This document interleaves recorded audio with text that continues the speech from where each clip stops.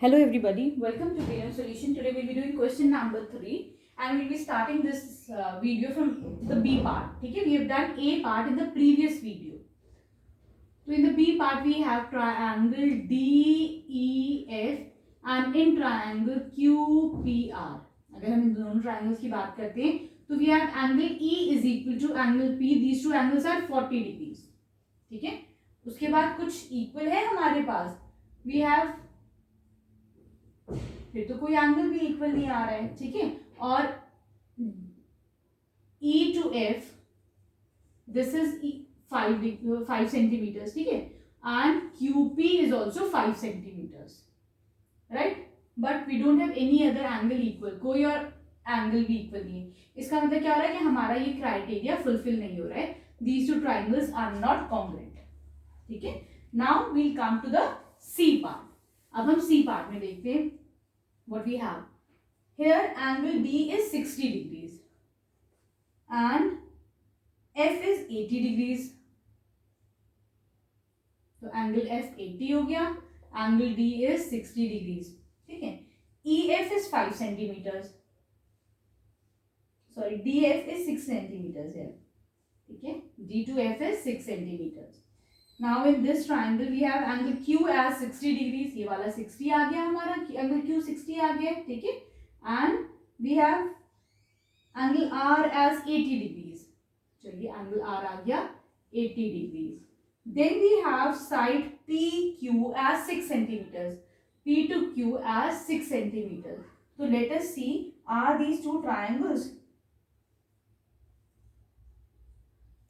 यहाँ पर we have in triangle DEF and in triangle QPR. ठीक है, यहाँ पे angle D is equal to angle Q. These two angles are 60 degrees. Right, then we have, फिर क्या है हमारे पास, we have angle F is equal to angle R. ये दोनों 80 डिग्रीज है. ठीक है, तो फिगर ऐसी बनेगी ना कि ये वाला एंगल इसको कॉरेस्पॉन्ड कर रहा है, क्योंकि ये इक्वल है तो ये वाला एंगल इसको कॉरेस्पॉन्ड कर रहा है. ठीक, right. Now we have DF is equal to 6 centimetres. तो अब ये वाली जो साइड है, ये कौन सी साइड को यहाँ कॉरेस्पॉन्ड करेगी? इस साइड को. ठीक है, आप इस क्वेश्चन में ऐसे नहीं लिख सकते हैं कि DF is equal to QP and these two are 6 centimetres. ये नहीं लिख सकते. क्यों? क्योंकि यहाँ पे 60 डिग्रीज के साथ अगर हम ऐसे फिगर बनाते हैं तो D 60 यहाँ तो 60 यहाँ, 80 यहाँ तो 80 यहाँ पे. क्लियर? तो हमने पहले एंगल्स के हिसाब से फिगर बना ली. यहाँ पे ये वाला एंगल इस एंगल को कॉरेस्पॉन्ड करेगा. Angle F will correspond to angle R. तो ये वाली साइड जो होगी हमारी DF, this will correspond to QR. लेकिन ये तो इक्वल गिवन ही नहीं है यहाँ पर. ठीक है, तो इसका मतलब क्या हुआ कि these two angles are not congruent. हमारे पास थर्ड क्राइटेरिया है ही नहीं. इट मे बी पॉसिबल कि ये साइड 6 सेंटीमीटर्स हो. ठीक है, तो ये दोनों ट्राइंगल्स कॉन्ग्रुएंट हो जाएंगे. But we do this criteria is not given here. यहाँ पे हमारे पास इंफॉर्मेशन नहीं है. क्लियर? तो ये दोनों ट्राइंगल्स क्या है? These two triangles are not congruent. Clear? Now we will come to question number 4.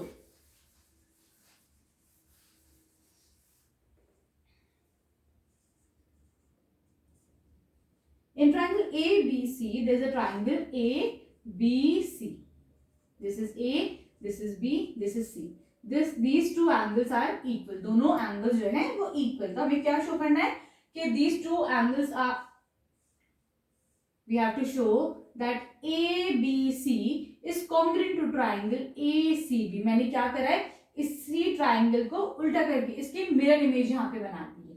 ठीक है, ताकि आप लोग को समझ में आए. अब हमें कॉन्ग्रुएंट प्रूफ करना है तो समझिए, अगर हम इस ट्राइंगल को उल्टा करके बनाते हैं तो these two triangles are congruent.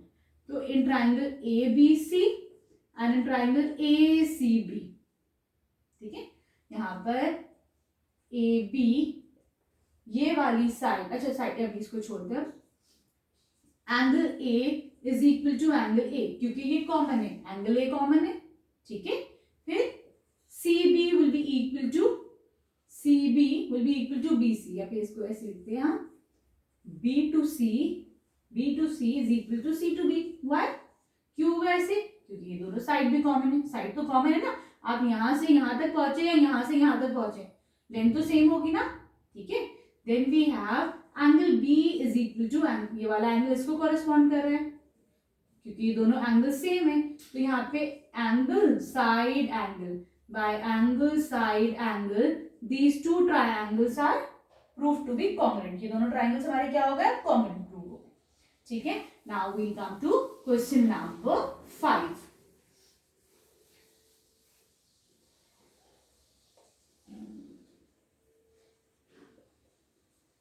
In question number 5, we have two triangles ABC and triangle DEF. ठीक है, तो इसके हम दोनों अनुरूप फिगर बना लेते हैं। This is ABC and we have a triangle DEF. इसको हम सीधा करके भी बना लेते हैं। जैसे ये शेप है ना, हमेशा अगर सीधा शेप बना लेंगे जैसे दूसरा, तो इजी हो जाएगा थोड़ा समझने में। ठीक है, angle E is 90 degrees here. ठीक है, AC is 4 centimeters and DF is also 4 centimeters. This is F, this is D, this is again 4 centimeters. ठीक है, 90 90 4 4। ठीक है, एंगल A is 30 degrees है, ये 30 degrees हो गया। और इस वाले ट्रायंगल में क्या है वापस, एंगल F 60 degrees, ये वाला 60 degrees है। ठीक है, क्लियर है।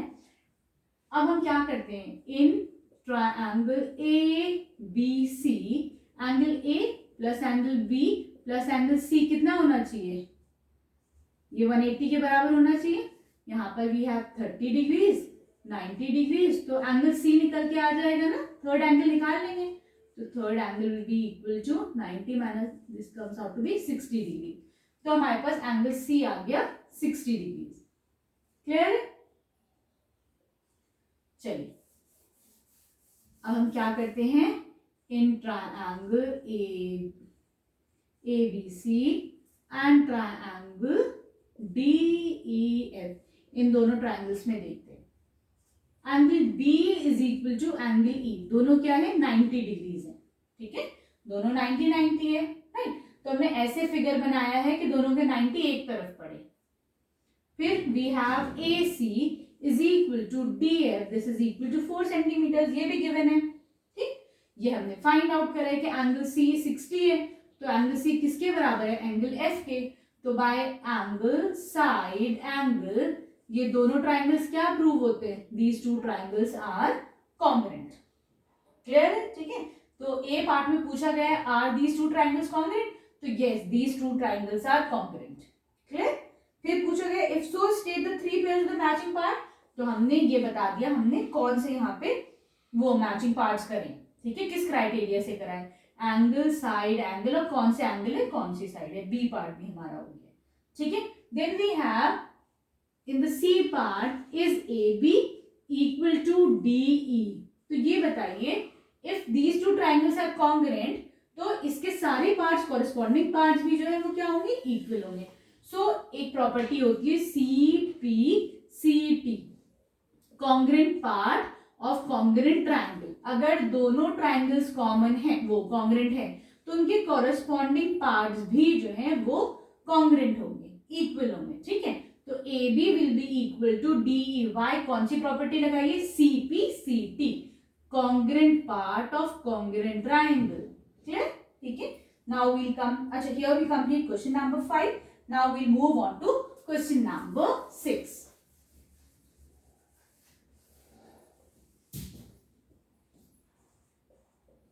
In question number 6, there is a triangle, ये फिगर गिवन है यहाँ पर।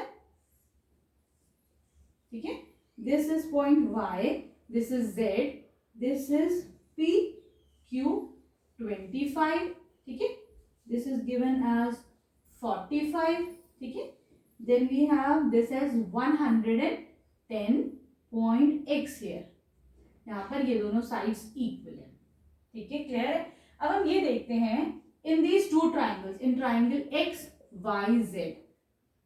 XYZ, QPZ, इन दोनों ट्राइंगल्स में क्या है दैट ये दोनों एंगल सेम हो जाएंगे। ठीक है, angle X will be equal to angle Z। क्यों, सॉरी ये वाला angle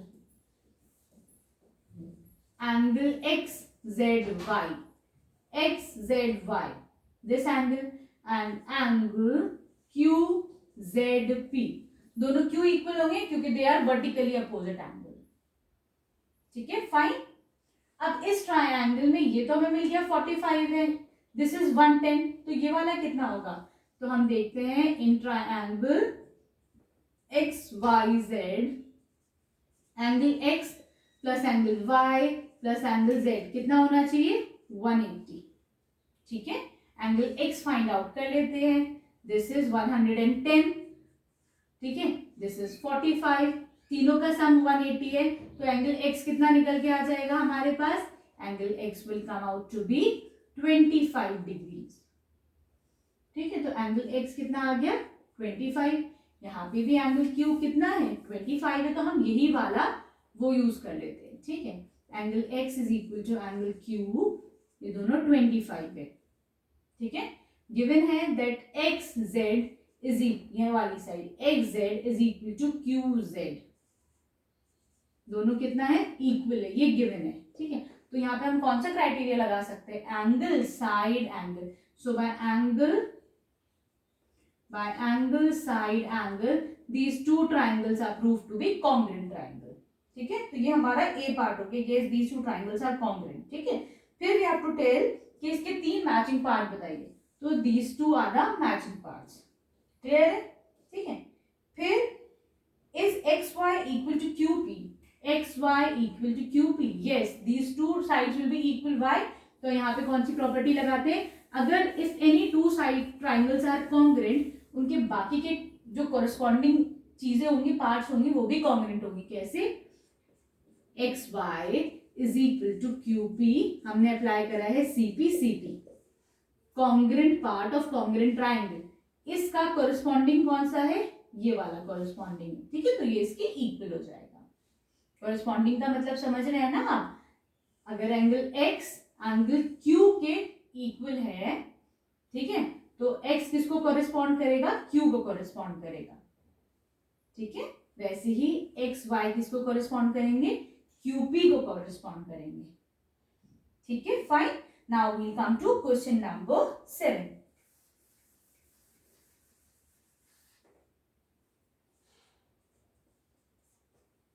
Now in question number 7, there is a triangle ABC which is congruent to triangle XYZ. This is triangle ABC. This is X, this is Y, and this is Z. Angle A is 110 degrees. तो सबसे पहले तो क्या करना चाहिए? अगर अभी हम बताते हैं, ठीक है, फिगर बना लेते हैं। एंगल C जो है that is 35, angle C is 35 degrees. ठीक है, और ये दोनों ट्राइंगल्स कॉन्ग्रुएंट है। अगर ये कॉन्ग्रुएंट है तो एंगल A 110 है, तो एंगल X कितना हो जाएगा? ये भी 110 हो जाएगा। ठीक है, तो फिर यहाँ पे एंगल X कितना आ गया? 110। ठीक, ऐसे लिखेंगे ABC, तो ये कॉन्ग्रुएंट है X Y Z, नेमिंग बिल्कुल प्रॉपर करनी है। ठीक है, ABC इज कॉन्ग्रुएंट, ऐसे नहीं लिखिएगा X Y Z, जहां पे B आएगा वहीं पे C आएगा। ठीक है, then we have angle C as 35, तो फिर ये किसके बराबर हो जाएगा? एंगल Z के। ठीक, अब हम देखते हैं ये वाला एंगल फाइंड आउट करते हैं। तो in triangle ABC, angle A plus angle B plus angle C कितना होना चाहिए? 180, है ना? Sum of all the angles in a triangle कितना होता है? 180 होता है। एंगल A is 110, B find out करना है, C इज 35, तो एंगल B कितना आ जाएगा? This will come out to be 35 degrees. ठीक, एंगल B किसको कोरिस्पॉन्ड कर रहा है? एंगल Y को, इसका मतलब एंगल Y भी 35 डिग्रीज होना चाहिए। ठीक, तो हमारे पास बाकी के आ गए ना एंगल्स। ठीक, now we will come to last question of this exercise.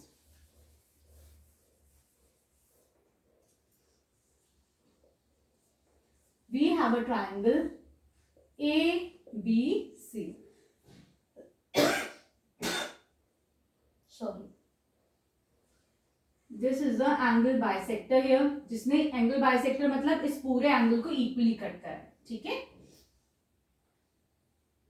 such that AD is perpendicular to BC, तो ये दोनों एंगल्स भी इक्वल हो गए। ठीक है, now we have to prove that ABC is isosceles triangle। हमें ये प्रूव करना है ये दोनों साइड्स इक्वल है। तो इसमें हम क्या लॉजिक लगाते हैं कि अगर हम ये वाला ट्राइंगल इस ट्राइंगल के कॉन्ग्रुएंट कर दें, ठीक है, फिर CPCT लगा देते हैं हम, फिर तो सारे कोरिस्पॉन्डिंग पार्ट्स इक्वल हो जाएंगे। तो हम एक काम करते हैं, let us do one thing, A B C ऐसे बना है, ए सी डी को भी ऐसे ही बना लेते हैं, जैसे ए सी डी, अब इजी हो जाएगा। ठीक है, इन दोनों को हम कॉरेस्पॉन्डिंग प्रूव करते हैं। Angle A is equal to, बल्कि इसको लिखते हैं हम angle B A D, angle B A D is equal to angle C A D, C A D वाला एंगल है ना, एंगल सी ए डी, क्यों? क्योंकि A D is angle bisector, is angle bisector, जो angle को ही equally cut करता। Clear हो गया? अब ए डी एंगल बाइसेक्टर है, इसका मतलब जो ये एंगल है वही ये एंगल है। क्लियर है? ठीक है, then we have A D common है, A D is equal to A D, why? Because this is a common side. ठीक है, ये 90 है क्योंकि ये परपेंडिकुलर है, तो ये भी 90 है एंगल। ठीक है, तो फिर angle B D A is equal to angle C D A, दोनों 90 है। ठीक है, इसका मतलब क्या हुआ? That triangle B A D is congruent to is congruent to triangle C A D. ये वाला ट्रायंगल इस ट्रायंगल के कॉन्ग्रुएंट हो गया। ठीक है, तो अब हम देखते हैं ए बी किसको कॉरेस्पॉन्ड कर रहा है? ए सी को कॉरेस्पॉन्ड कर रहा है। ठीक है, तो by CP/CT A B is equal to A C. कैसे? By congruent part of congruent triangle. तो ये ट्रायंगल क्या हो जाएगा? Any two sides of triangle are equal, तो वो ट्रायंगल क्या हो जाता है? This triangle is called as isosceles triangle. इसका मतलब triangle ABC is isosceles triangle because these two sides are now proved to be equal. Clear? I hope this exercise is clear. Now we'll move on to the next exercise.